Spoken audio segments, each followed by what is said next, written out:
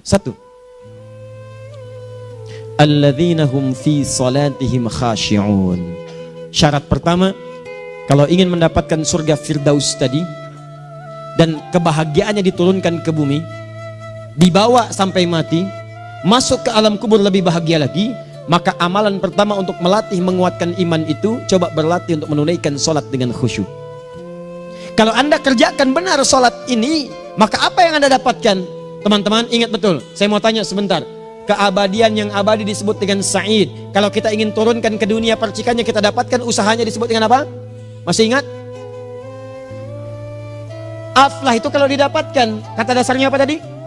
Falahun. Lihat baik-baik. Kata Allah dalam Al-Quran tadi, kalau ingin mendapatkan falahun, amalan pertama sholat. Makanya ketika dipanggil sholat, kalimat falah dilekatkan pada panggilan sholat. 5 kali diingatkan. Begitu muadzin kemudian azan memanggil Anda, hayya 'alas shalah. Anda bertanya, ya Allah kenapa kami mesti sholat? Dijawab, hayya 'alal falah. Yuk, pagi yuk. Yang sejati datang sini. Belum dapat sujud, belum dapat ruku, saya berikan. Makanya ketika orang sholatnya benar, dia akan mendapatkan 5 keutamaan. Saat di dunia nih, belum ke akhirat, 5 keutamaan yang tidak diberikan pada orang yang tidak sholat. Atau orang sholat tapi sholatnya nggak khusyuk.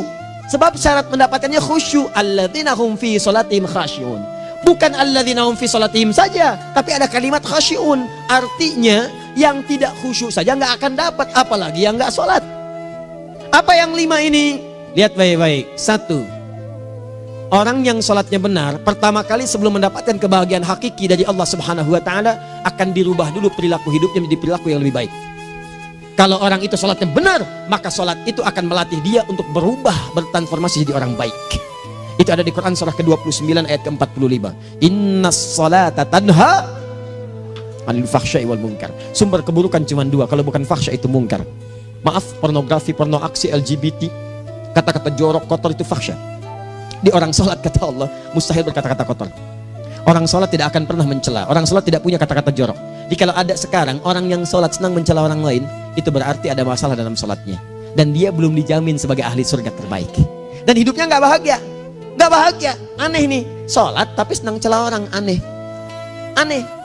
Yang paling bahaya adalah menikmati celahannya. Itu yang paling aneh. Anda ngaji.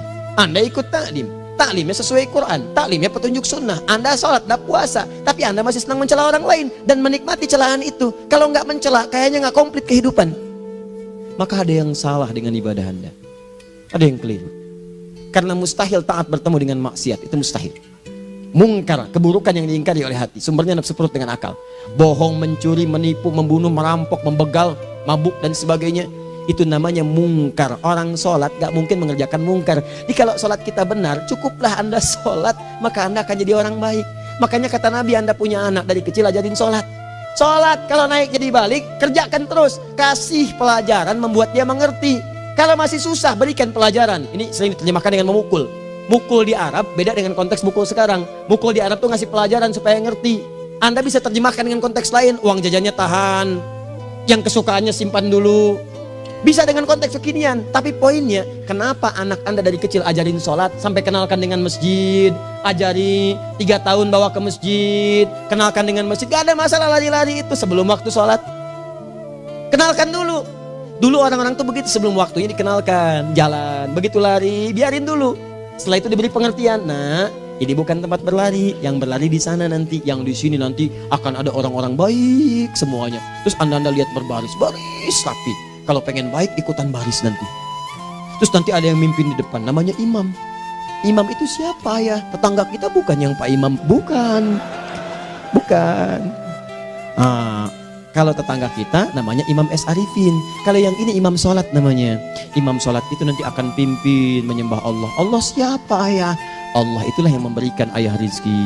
Allah itu yang memberikan ayah rizki sehingga bisa beli tobot buat kakak, beli robokar poli, ini yang poli, ini yang embers, ini yang heli, ini dulu kakak semuanya tuh yang kasih Allah. Nanti kalau kakak bagus bisa ikut rapi di sini, Allah akan senang, akan ditambah lagi oleh Allah. Oh begitu ya, datang begitu caranya.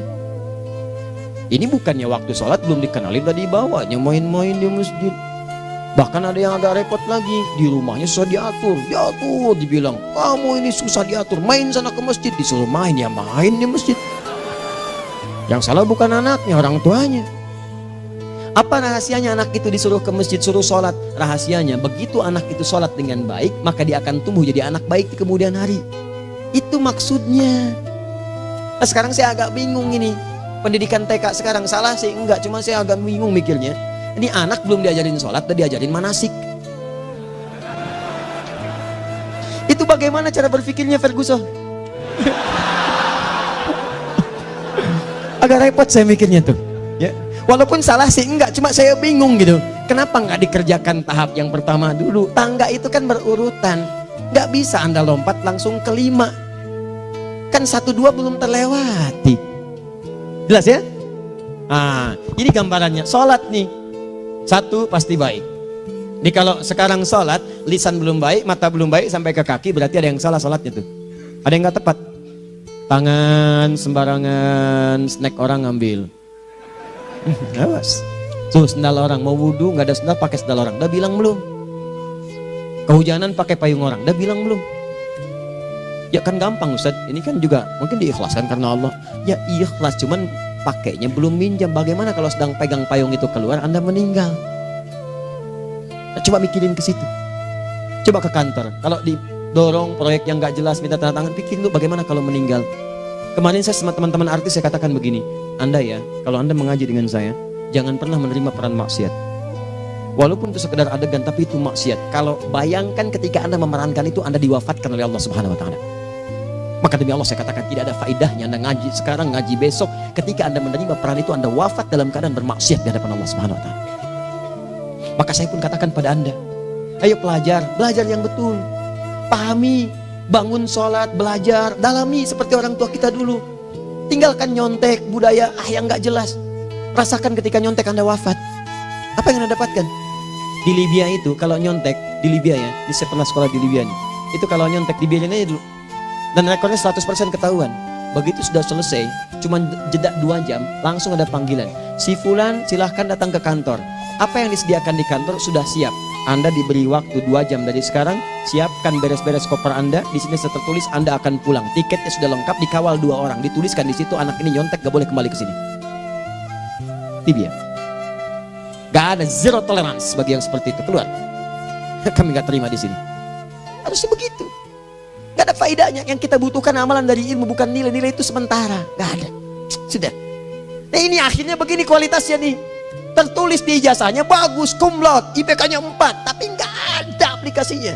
Yang pintar banyak, kita butuh yang baik, pintar yang baik. Sekarang yang pintar banyak, kepintarannya dipakai untuk nipu orang. Itu yang bahaya. Ahli hukum banyak yang dihukum. Ahli ekonomi tidak bisa mengangkat perekonomian. Apa yang salah? Apa yang salah? Ini yang jadi persoalan. Tapi dasar manusia, begitu di sidang mulai pakai peci, pakai baju koko, pakai tasbih, ada yang pakai kerudung. Luar biasa. Nih 2. Orang kalau sholatnya benar, Allah akan berikan ketenangan dalam jiwanya. Tenang hatinya. Jangankan musibah kecil, musibah paling besar pun tenang aja dia.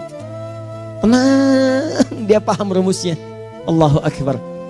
Turun Quran surah ke-13 ayat ke-28. Ala bidzikrillahi tatmainnul.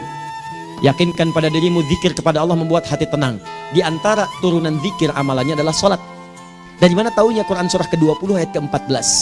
Innani anallahu la ilaha illa ana fa'budni wa aqimis salata lidzikri. Saya Allah, kata Allah ke Nabi Musa. Tidak ada Tuhan selain saya, sembah saya. Bagaimana menyembahmu ya Allah? Tunaikan salat sebagai zikir kepada saya, zikir. Nah, maka kalau Anda sedang tidak tenang, ayo ke masjid. Banyak zikir itu, baca Quran zikir. Quran surah 15 ayat 9. Inna nahnu nazzalna dzikra. Kami turunkan Al-Quran sebagai zikir. Jadi kalau Anda sedang baca Al-Quran, Anda sedang berzikir. Ibu kalau sedang gak tenang, Bu, gelisah, gak enak, gak usah mengeluh, apalagi bikin status gak karuan. Ibu wudhu, ambil mushaf baca. Begitu sedang baca ada ketenangan dalam jiwa. Berdoa, zikir. Kalau sedang gak tenang, besok ada proyek, doa dulu. Doa itu memberikan ketenangan. Makanya doa disebut dengan zikir. Quran surah ke-7 ayat 205. Wadhkur rabbaka fi nafsika tadarruan wa khifatan wa dunal jahri minal qaul. Ayo berzikir, minta kepada Allah dengan segenap jiwamu, mohon dengan penuh ketawaduan.